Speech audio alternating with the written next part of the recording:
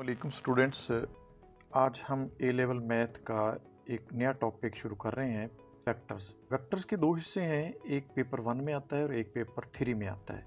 तो पेपर 1 का जो कंसेप्ट्स हैं वेक्टर के, वो आज हम स्टडी करेंगे। सिर्फ कंसेप्ट अच्छी तरह से समझ लें और उसके बाद आप देखिएगा कि आपको क्वेश्चन अटेम्प्ट करने में कोई प्रॉब्लम नहीं होगी। हमारे पास सबसे पहले इस लेवल मैथ में वेक्टर होता है, वो 3 डायमेंशन होता है। इन 3 डायमेंशन सबसे पहले देखते हैं कि कार्टेशियन फ्रेम ऑफ रेफरेंस क्या होता है। कार्टेशियन फ्रेम ऑफ रेफरेंस जो है, ये हमारे पास 3 परपेंडिकुलर लाइंस, इसको हम कार्टेशियन फ्रेम ऑफ रेफरेंस बोलते हैं। जहाँ ये मिलती हैं, इसको ओरिजिन, हॉरिजॉन्टल को एक्स एक्सिस और ये वर्टिकल को वाई एक्स एक्सिस, और आउट ऑफ द प्लेन ये जेड एक्सिस है। तो इसे हम कार्टेशियन फ्रेम ऑफ रेफरेंस कहते हैं। कार्टेशियन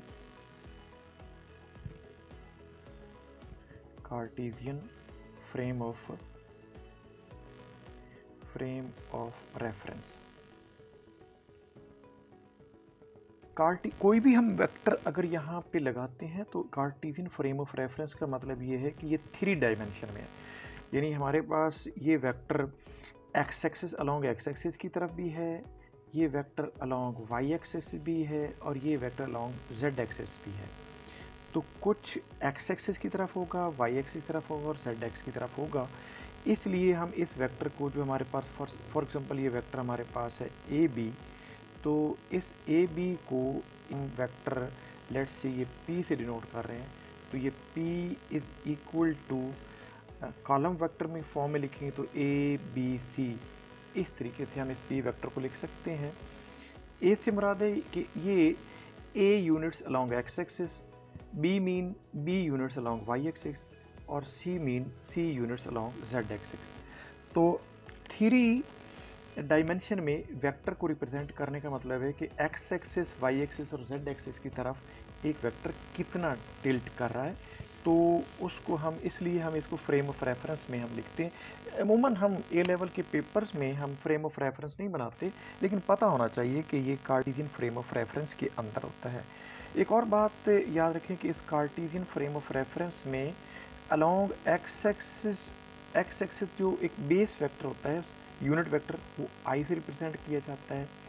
अलोंग वाई एक्सिस जो बेस या यूनिट वेक्टर है, उसे जे से, और अलोंग जेड एक्सिस उससे हम के से। एक और बात याद रखें कि ये पॉजिटिव डायरेक्शन में तो आई, पॉजिटिव डायरेक्शन में जे, और positive direction toward Z is के, इन यूनिट वेक्टर्स के ऊपर कैप डाल दी जाती है। लेकिन अपोजिट डायरेक्शन में हो, यानी नेगेटिव डायरेक्शन में, तो नेगेटिव आई होगा, वाई के नेगेटिव डायरेक्शन में तो नेगेटिव जे, और इस तरह से जेड के नेगेटिव डायरेक्शन में नेगेटिव के होगा। अब हम किसी भी वेक्टर को, अगर हमारे पास इस 3 डायमेंशनल फ्रेम ऑफ रेफरेंस में कोई वेक्टर है, फॉर एग्जांपल ये पी वेक्टर है, तो पी वेक्टर को हम लीनियरली, और अगर ये पी वेक्टर हमें बताया गया है कि ये ए बी सी है, तो हम इसको यूं भी रिप्रेजेंट कर सकते हैं इस पी वेक्टर को कि P vector is equal to A I plus B J plus C K, और इन आई जे के ऊपर हमने कैप लगानी है। तो ये बता देता है आई कि a quantity along x axis, b quantity along j axis y axis, और इसलिए जे लगाया, और c quantity along z axis, इसलिए हम इसके साथ के यूनिट वेक्टर लगाएंगे। यूनिट वेक्टर का जहाँ ताल्लुक है, वो आप थोड़ी सी इसकी एक कंसेप्ट ध्यान में रख लें, डेफिनेशन ना रटें। लेकिन एक यूनिट वेक्टर का एक ऐसा वेक्टर होता है जिसकी मैग्नीट्यूड 1 होती है, और ये स्पेसिफिक डायरेक्शन में इंडिकेट कर रहा होता है, स्पेसिफिक डायरेक्शन में होता है। अब हम किसी भी वेक्टर को फ्रेम ऑफ रेफरेंस में रिप्रेजेंट करना सीख लिए है। वो किसी भी, हम अगर फ्रेम ऑफ रेफरेंस ना भी लिखा हो, और अगर जस्ट हमारे पास एक वेक्टर है ये वाला, तो हम इसको कॉलम वेक्टर में, मोस्टली कॉलम वेक्टर की सूरत में हम लिखते हैं। अगर ये हमारे पास वेक्टर है ए बी, और a b can be written in the form of a b सी।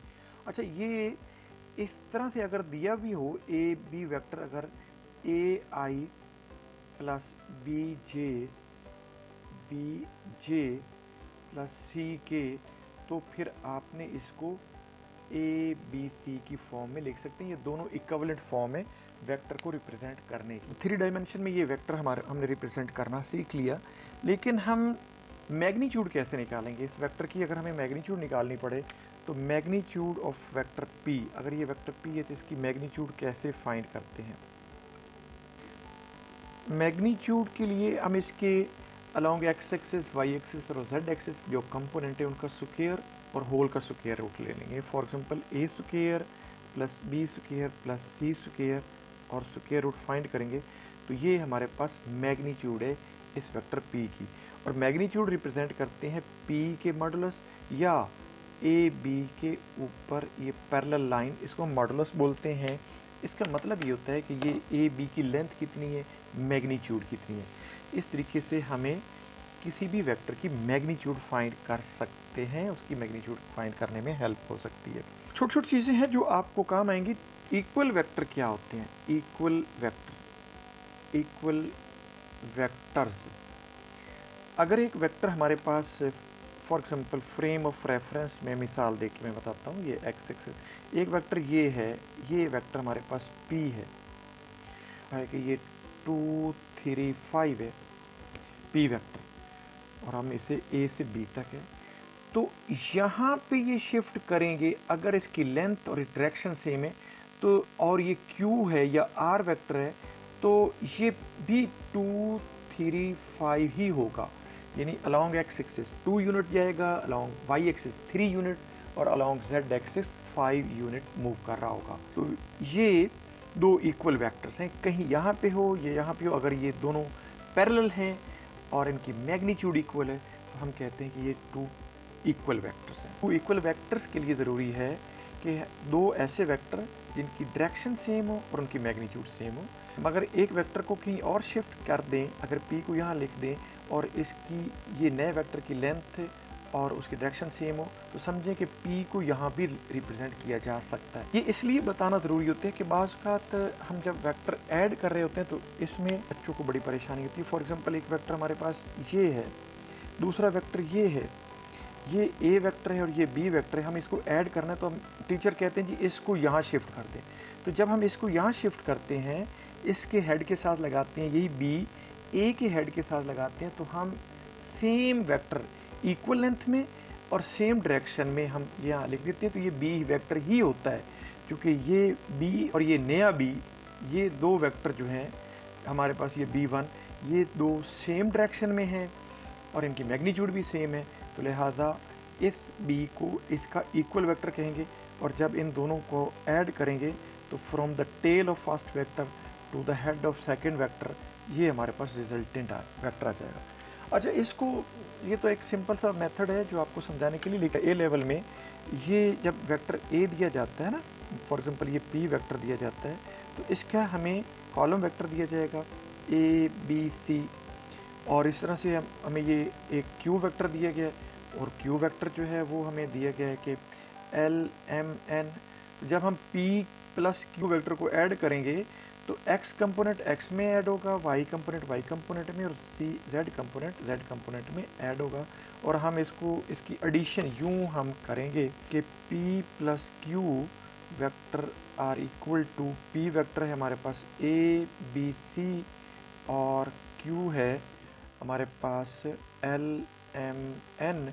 इन दोनों को अगर आप ऐड करेंगे तो एक्स कंपोनेंट में ही ऐड होगा, यानी ए प्लस एल हो जाएगा, और बी प्लस एम और सी प्लस एन। इस तरीके से हम इनको दो वेक्टर्स को ऐड करेंगे, ये हमारे पास रिजल्टेंट वेक्टर आ गया है। रिजल्टेंट वेक्टर की मैग्नीट्यूड फाइंड करनी हो तो इसकी एक्स कंपोनेंट का स्क्वायर प्लस वाई कंपोनेंट का स्क्वायर प्लस जेड कंपोनेंट का स्क्वायर लेके होल स्क्वायर रूट लेंगे तो रिजल्टेंट की मैग्नीट्यूड आ जाएगी।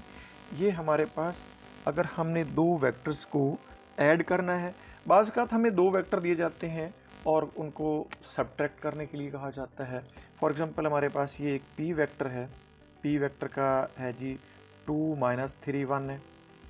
ये एक आर वेक्टर है और आर वेक्टर दिया जाता है जी हमारे पास -5 3 2, फॉर एग्जांपल ये हमें दिया जाता है और इनको हमने सब्ट्रैक्ट करना है तो P माइनस आर करना है, सब्ट्रैक्ट करना है, तो फिर हमें यहाँ भी इनके कॉलम वेक्टर 2 -3 1 -5 3 2 हमने इसी तरह से कारस्पॉन्डिंग यानी x कंपोनेंट में से x कंपोनेंट सब्ट्रैक्ट करना है। 2 माइनस माइनस तो वो प्लस हो जाएगा, तो ये हमारे पास आ जाएगा 2 + 5 -3 -3 1 -2। तो फिर हम ये फाइंड कर लेंगे, तो ये 7 -6 -1 ये हमारे पास रिजल्टेंट आ जाएगा। इनको ए लेवल में ड्रा करने की भी ज़रूरत नहीं पड़ती और ना ही क्वेश्चन ड्रा करने के लिए दिए जाते हैं, वो ओ लेवल में दिए जाते हैं। यहाँ 3 डायमेंशन में कॉलम वेक्टर दिया जाता है और कॉलम वेक्टर में एडिशन और सब्ट्रैक्शन सम टाइम पूछ ली जाती है या कहीं ज़रूरत आ जाती है ऐड करने की। तो इसके बाद आज के इस लेक्चर में मैं आपको बता रहा हूँ कि यूनिट वेक्टर कैसे निकालें। यूनिट वेक्टर फॉर एग्जांपल हमारे पास एक पी वेक्टर है और पी वेक्टर दिया हुआ है कि a + ai + bj + ck ये वेक्टर दिया है। आप इसको लिख सकते हैं इस तरह से a b c in the form of column vector form. अब हम इसका यूनिट वेक्टर जो होता है p का यूनिट वेक्टर वो इक्वल होता है p का वेक्टर ओवर p की magnitude. This is the definition, this is the equation of a unit vector. अब हम p का हमारे पास मैग्नीट्यूड है वो कैसे फाइंड करते हैं। p की मैग्नीट्यूड हम फाइंड करते हैं, p की मैग्नीट्यूड हम फाइंड करेंगे a² + b² + c² square root, ये हम फाइंड कर लेंगे और p वेक्टर से के हर टर्म को इससे डिवाइड कर देंगे तो हमारे पास यूनिट वेक्टर। मैं एक एग्जांपल दे के आपको समझाता हूँ, वो ज़्यादा आपके लिए बेहतर हो जाएगा। फॉर एग्जांपल मेरे पास एक वेक्टर है p और it is given that p = 2i + 3j - 5k। ये हमारे पास एक वेक्टर है, हम इसके लिख सकते हैं कि 2 3 - 5 इन the form column vector form में हम लिख सकेंगे। तो p ये एक वेक्टर है, तो p का यूनिट वेक्टर, p के ऊपर कैप डाल दो यूनिट वेक्टर, तो p वेक्टर ओवर p की मैग्नीट्यूड। अब हम देखेंगे कि p की मैग्नीट्यूड कैसे फाइंड करनी है। p की मैग्नीट्यूड हम सबसे पहले फाइंड करते हैं। p वेक्टर की मैग्नीट्यूड हमारे पास 2² + 3² और +5² whole square root 4 9 + 25 square root, और अगर इसका कंप्लीट स्क्वायर नहीं भी आता तो ये 38 का स्क्वायर रूट हमारे पास आ जाता है। तो ये नहीं भी आ रहा, कंप्लीट स्क्वायर नहीं भी आ रहा तो कोई मसला नहीं है। तो अब हम यूनिट वेक्टर लेंगे, यूनिट वेक्टर हमारे पास आ जाएगा 2/38 स्क्वायर रूट i, ये इसके नीचे और इसके नीचे, plus 3/38 square root j - 5/38 square root k। और हम इसको ऐसे भी लिख सकते हैं, p का जो यूनिट वेक्टर है हम इसको यूँ भी लिख सकते हैं कि 1/38 स्क्वायर रूट और इस कॉलम में 2 3 - 5 हम लिख सकते हैं। तो ये भी हमारे पास यूनिट वेक्टर होगा। यूनिट वेक्टर की अगर आप मैग्नीट्यूड फाइंड करें तो इसकी मैग्नीट्यूड 1 आती है। आज के इस लेक्चर में मैं इतना ही पढ़ाऊँगा आपको। नेक्स्ट कंसेप्ट आपका कंसेप्ट नंबर 2 होगा, उसमें मैं आपको पोजीशन वेक्टर्स और वेक्टर्स के दरमियान एंगल कैसे फाइंड करना है वो समझाऊंगा। नेक्स्ट लेक्चर तक अल्लाह हाफ़िज़।